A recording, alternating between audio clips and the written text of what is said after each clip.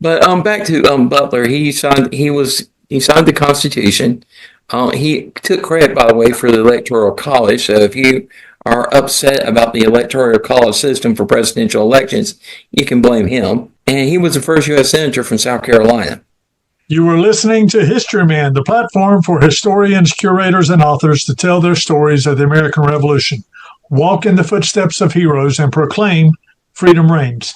On today's episode, we are with Tom Elmore, a historian and South Carolina state historian for the Ancient Order of Hiberniums. Welcome, Tom. Thank you. Glad to be here. Tom, you and I have run into each other in various events over the course of the last few years. I'm very interested in your background and your research into the Irish in South Carolina during the American Revolutionary War. So I'm going to kind of turn it over to you and tell us a little bit about that. But, the Irish fought on both sides. I know that we talked to, if you talk to our friend Tom O'Block out of Camden, who's tied in with the artillery crew out there, he will say that really the Irish kind of helped the British in many ways on their side, but you're taking the Irish from the Patriot side. So love to hear your side of the story. So talk to us a little bit about the Irish. Yeah, actually, I got a little bit about the Loyalist Irish, but how this got started is, as you said, I'm the state historian for the Ancient Order of Hibernians, a Irish Catholic fraternal organization that's over 180 years old here in the United States. And I was going on a project to identify as many Irish sites in South Carolina. I'm around 250 at the moment, by the way. And I noticed that about 1/4 to 1/3 of them were either directly or indirectly related to the American Revolution. So I said, okay, this is something I need to investigate a little further. And then Nelson McLeod, we both know him, Joffrey Trader Chapter, the SAR, sent me a link about a man who had found that 11% of all men who applied for a pension for services in the American Revolution from South Carolina were born in Ireland. So that just kind of deeper and deeper. And so I start investigating and looking for people who are Irish by what we call both birth and by blood, and found quite a few, and it keeps growing and growing. And then a couple of weeks ago, I decided to, I was looking at Moss's book and noticed that he mentioned a lot of them that were born in Ireland in his description. So I started making a list of all those. And then someone I hope we get a chance to talk to, Reverend William Martin, who led, brought 5 ships of Irish Presbyterians called conventors to South Carolina in 1772. Found 60 of them were fought in the Revolution. And so my list keeps growing and growing, and I got a little statistical breakdown about, most obviously were privates, but I found some colonels, lieutenant colonels, oddly enough, only one major, a whole bunch of captains. In fact, in looking at some of these regiments, I think there were more captains than privates in some of them. Lieutenants, sergeants, oddly enough, no corporals, but about 150 privates. And then some that I cannot, are like different, like one was an adjutant general. And I've identified about 30 different regiments they were in. The Fairfield District Regiment had 34, and that was the largest of all of them. The 3rd South Carolina Regiment had 26, and New Acquisition had 18. That would have been York County. If you don't mind, do you delineate between the actual total Irish and Scotch Irish, or are there differences there? Well, it's probably safe to say that just about everyone I found so far was probably what I would prefer Presbyterian Irish. Though there are some that would call Anglican or Episcopal Irish. Okay. I can pretty much explain it. From Beaufort, Charleston, and Georgetown counties, most of the Irish there were probably, members of the Church of England or the Church of Ireland, as it's called in Ireland still to this day. While those in the upstate, and primarily what I would say is the I-85 and the upper I-70 corridors, were the Scotch Irish. Now, they didn't call themselves Scotch Irish back then. The term Scotch Irish is actually a late 19th century term. In those days, they would call themselves Orange Irish or Ulster Irish or Presbyterian Irish. Scotch Irish came about because they wanted to differentiate themselves from the Catholic Irish. So that's a relatively new term. But yeah, most of everyone I to be talking about, if they were not from the coastal counties, they were more likely Presbyterian Irish. Some of the people that we were talking about that were Irish or had the Irish ancestry, whether it be Ulster Mm-hmm. Scots or whatever, you were Mm-hmm. mentioning a couple of the leaders. Did you say Andrew Pickens was tied in with that group? Yeah, Andrew Pickens, it was Scotch Irish. Certainly not a Catholic Irish. He was certainly Presbyterian. Yes. Right, he was a very devout Presbyterian. In fact, he was sometimes, well, his most famous nickname, supposedly given to by the Cherokees, was the Wizard Owl, but a lot of his people called him the Fighting Elder because he was an elder in the Presbyterian Church. He's, of course, buried at Old Stone Church outside of Clemson. And very careful with his words. There's a great story I love about him that they said that he would take that when he speak, he would put the words in his hand, look them over, and then put them back in his mouth and then utter them. What are some of the highlights of your research into the Irish? Where Well, like I what said, the statesmen have been probably one of the biggest surprise. The biggest one surprise is David Ramsay, who someone that when I read about him, I said, why haven't I heard about this guy?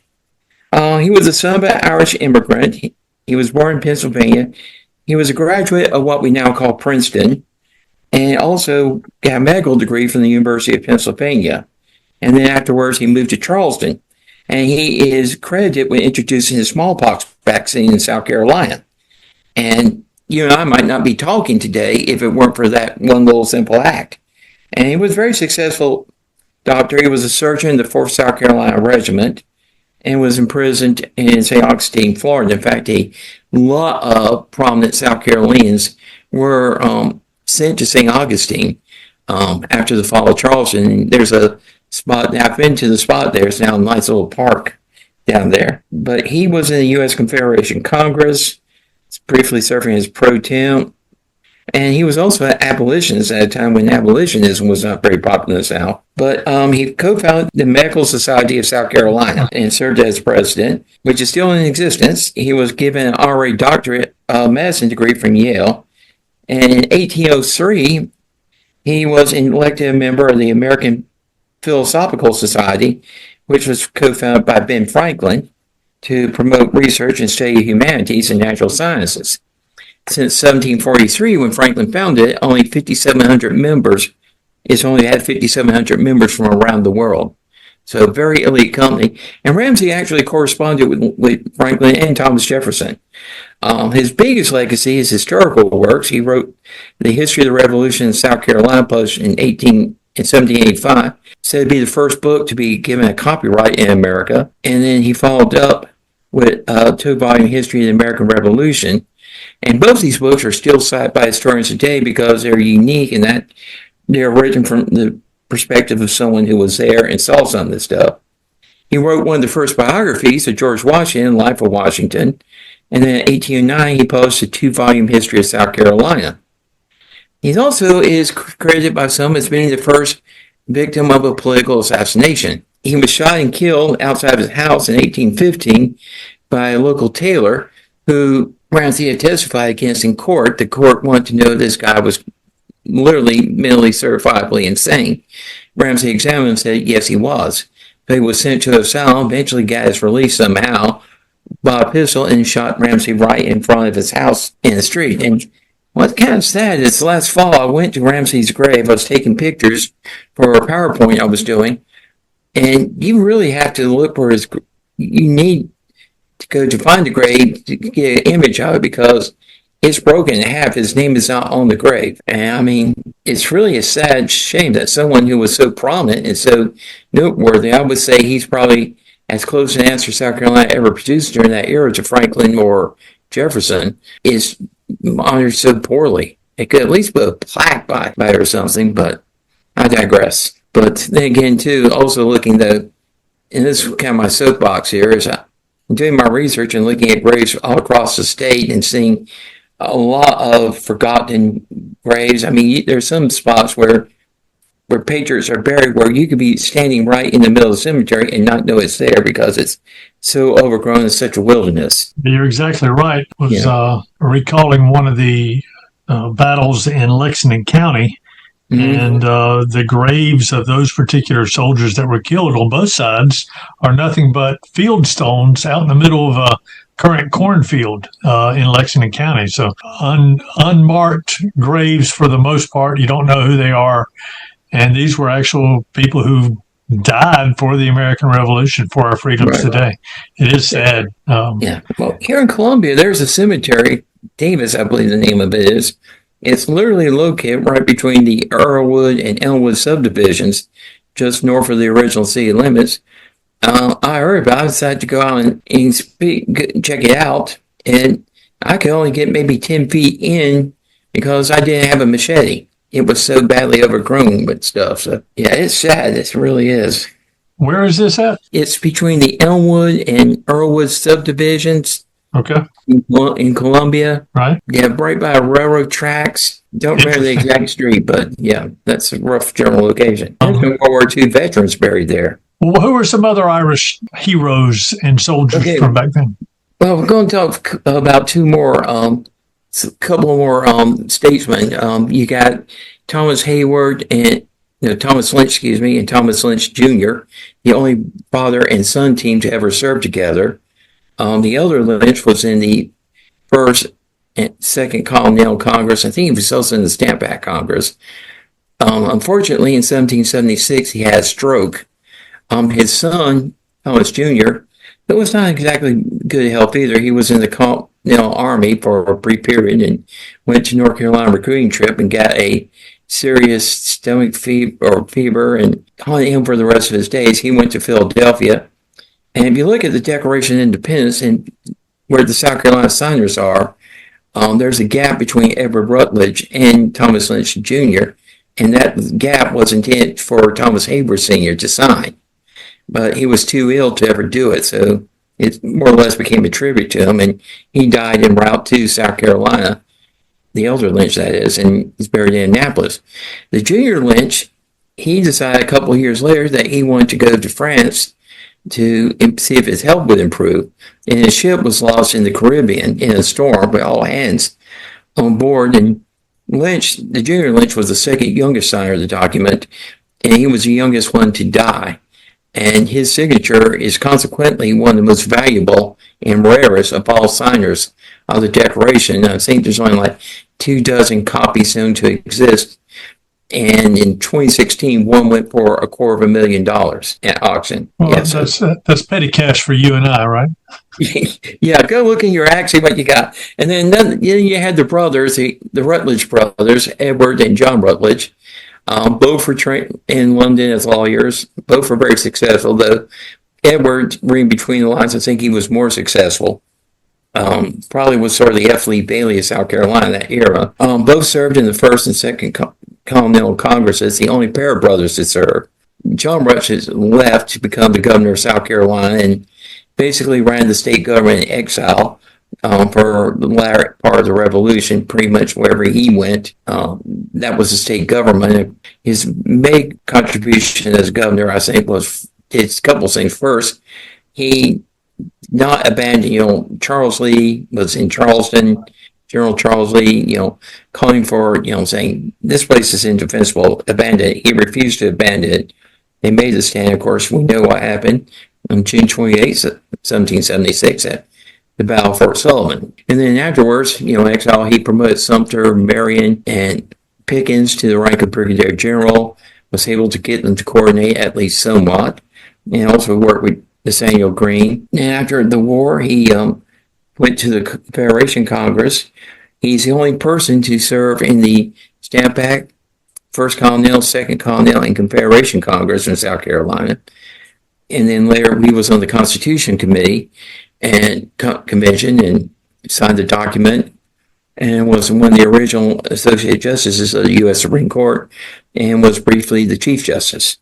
Edward signed the Declaration. Then afterwards, he came back to South Carolina and was given several offers to hold national offices, and he refused. And that's one of the things I've found in looking at all these statesmen is most of them hardly served at all in federal government. They pretty much spent most of their time in state government. One point out said that he considered serving his state to be more important than serving the nation. There's one other I need to mention too quickly. Pierce Butler. Butler was actually born in Ireland. He came to America with the British Army. He fought in the French and Indian War, and then came to Charleston, married into the Middleton family, very wealthy, prominent family, and which brings up a part about history you don't hear that often.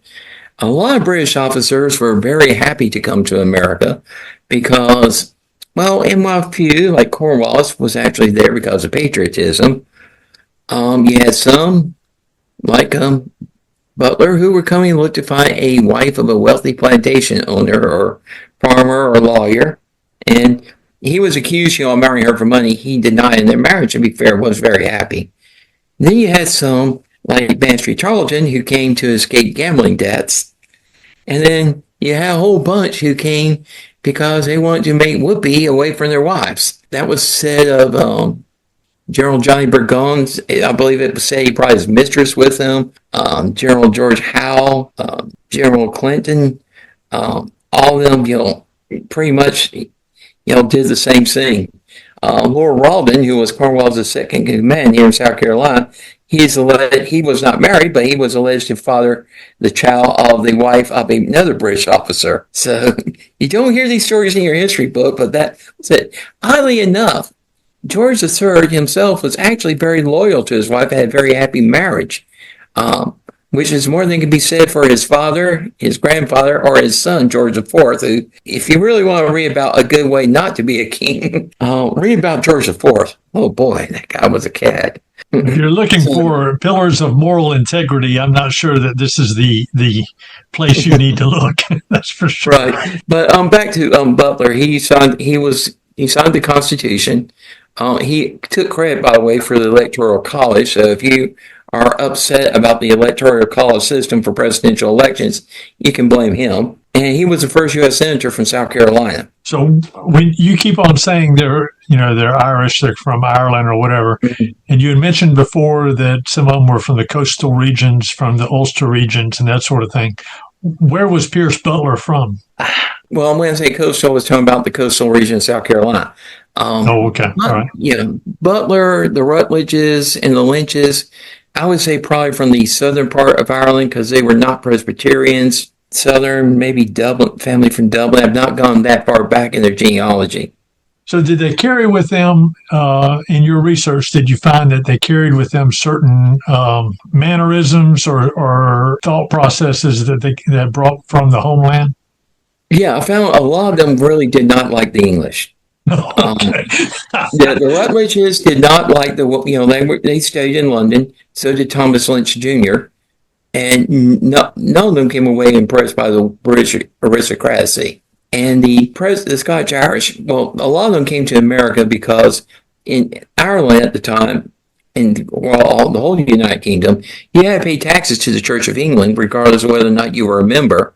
And that didn't sit well with them. And in fact, the Commoners, were a sect of Presbyterian that came in 5 ships to South Carolina in 1772. They looked upon the Church of England as bad as the King of England. So they wanted to, just do away with it altogether. And that's one reason why so many of the Presbyterians settled in the upstate.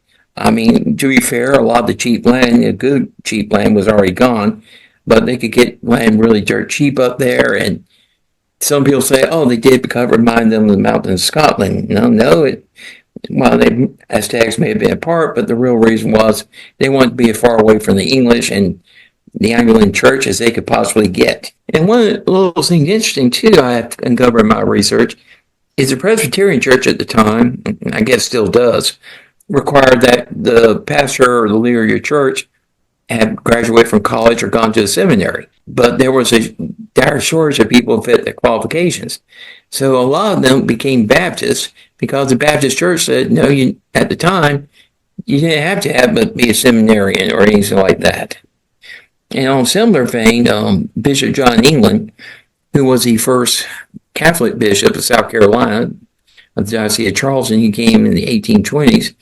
He said that one of the things that really biggest challenge he faced was so many Irishmen came to South Carolina Catholic, but left their Catholicism because they couldn't find a Catholic church anywhere near them, so they joined whatever they could find.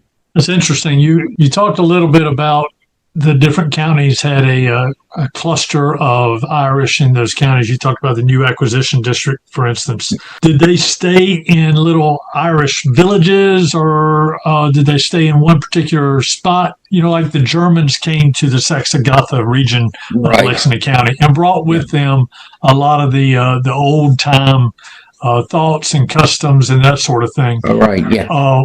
Did the Irish do the same thing, or were they so spread out that they weren't able to? It probably did. There is an interesting book by James Webb, who was a Secretary of Navy under Reagan, wrote a book about 20 years ago called Born Fighting, The History of the Scotch Irish. I recommend it highly, by the way. But yeah, like, Rantonville, for example, York County, pretty much Scotch Irish. A good example of how Scotch Irish affected Appalachian culture, clogging is basically derived from Irish step dance, like river dance. And in bluegrass music, the fiddle replaces the bagpipe. And a lot of a quote-unquote American folk songs are actually Americanized Irish songs. A good example would be like the song "The Belle of Alabama" was actually, I've heard different call, was originally "The Belle of Killarney." So, and the Bonnie Blue Flag song that was actually based on an Irish tune, the Irish Jaunty Car song. So yeah, so they definitely did. I mean, as far as an identity, like, how you have, like in New York City, you have Italian neighborhoods, Irish neighborhoods, Puerto Rico, and different ethnic groups. The Scotch Irish really didn't do that much, but the style of dress, the style of buildings, music, dance culture, and so forth, you can still see it if you know what to look and where to look. It's really quite obvious. Is there any character of just the rank and file Irish that were during the Revolutionary War here in South Carolina? Is there any character that just kind of sticks out to you and go, well, that was a colorful guy? Oh, there are several. Private Joseph Adair Sr., who was born in 1711. He enlisted in the American Army at 1775 at the age of 64. And left the service at age 71.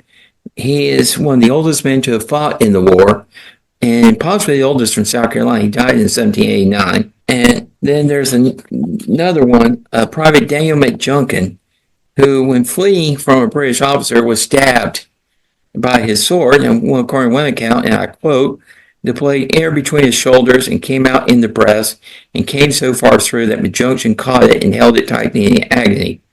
The officer said to him, 'My good fellow, if you will let me, I will draw it out and give you as little pain as possible.'